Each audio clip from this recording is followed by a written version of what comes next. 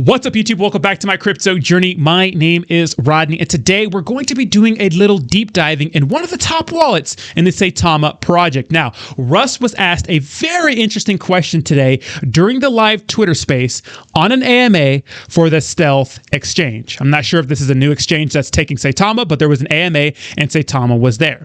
One of the questions that was asked was, hey, Russ, who is providing the liquidity for Saitama?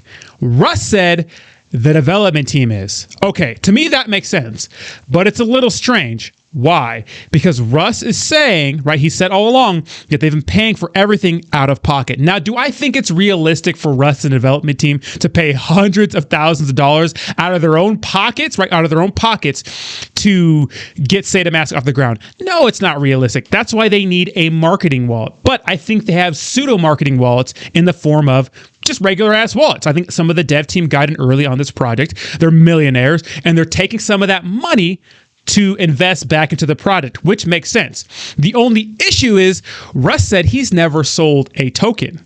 Now, is that just for Russ or is that for the entire team? And I think when he says paying for it out of pocket, he means selling their tokens to pay for Saitama, right? To fund Saitama. Here's what I mean. So the other day I was doing a little digging on the Etherscan, right?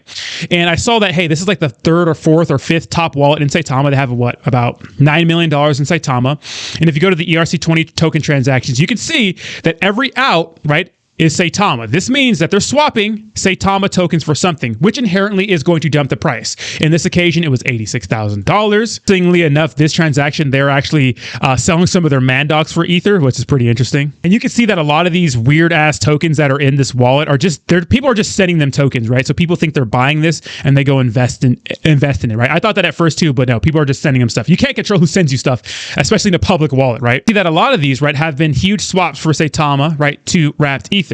Now, people were telling me that, hey, they're using that wrapped Ether to add liquidity to Saitama, which makes sense to me. But what is going to happen is that the price is going to take a little bit because you're swapping your Saitama tokens for ETH, which creates a sell-off, right? So this wallet is selling Saitama tokens to fund Saitama. Now, that makes sense. So if we go over to the first page here, you can see if we go to some transfers, if you go to this 16th ETH transfer, it transfers to this wallet. And if you go down, this one's adding liquidity, right? If you go down, it's adding liquidity to Saitama. So we can see that this wallet is interacting with Saitama, which makes sense, right? The dev team's selling their tokens to fund Saitama. That makes sense to me because you need money, right? But it's so misleading to tell people everything's coming out of pocket. Technically, they're not lying, but to me, when people think that Russ is saying everything's coming out of pocket, they think that you're paying for this with funds that are not Saitama tokens. If you're selling Saitama tokens for the money to do so, well, then just be transparent about it. This is why we need a marketing wallet. I'm going to get into some more transactions right now, but this is why we need a marketing wallet. See, Saitama's contract is renounced. That means they cannot edit and mess with the code at all.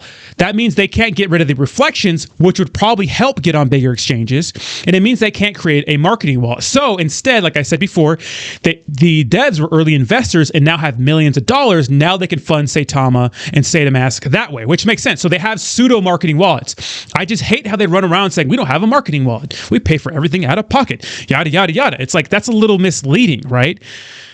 So people say, well, do you know for sure this is a dev wallet? Well, of course I don't know for sure. It's a decentralized exchange. But what Russ said in the AMA is that the devs are adding liquidity to Saitama. And keep in mind that you do get a fee for adding liquidity, right? That's why there are things called liquidity pools. You get a small fee every time the liquidity you added is used in a swap or anything like that. If we go down to the bottom here on the first page, you can see that there was a transaction out for about 36 Ether, right? We go to this transaction hash right here. We can see that it sent it to this wallet, and this wallet sent it to another wallet. If you click on this next wallet, you can see that this wallet sent that 16 Ether to the FTX exchange. Well, now you can cash out to regular fiat. Now, was this the Islam Makhachev partnership? I don't know, right? And if you go back to this, a lot of these transactions in here were from this wallet. So it's like, what is this? What's going on here? Where's this money going? And you can see all other sorts of things in here. I mean, I'll put the link in the description down below so you can check this wallet out yourself. My thing is like, well, now it's, and this is Terra. Terra's doing well. Let's go to Saitama because it's actually taking a fat dump right here. It's about to gain another 0. My thing is, can we just be transparent on what's going on with these wallets?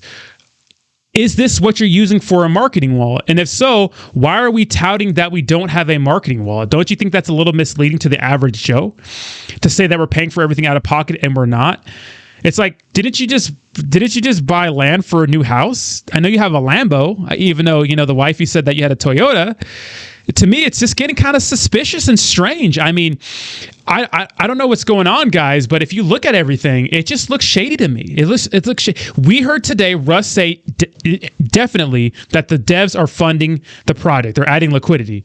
That means this wallet that I figured was a dev wallet, but people were saying, well, you can't prove that. This wallet has to be a dev wallet, and they're not just providing liquidity for Saitama for a fee or out of the kindness of their heart. They're not. So we know for sure.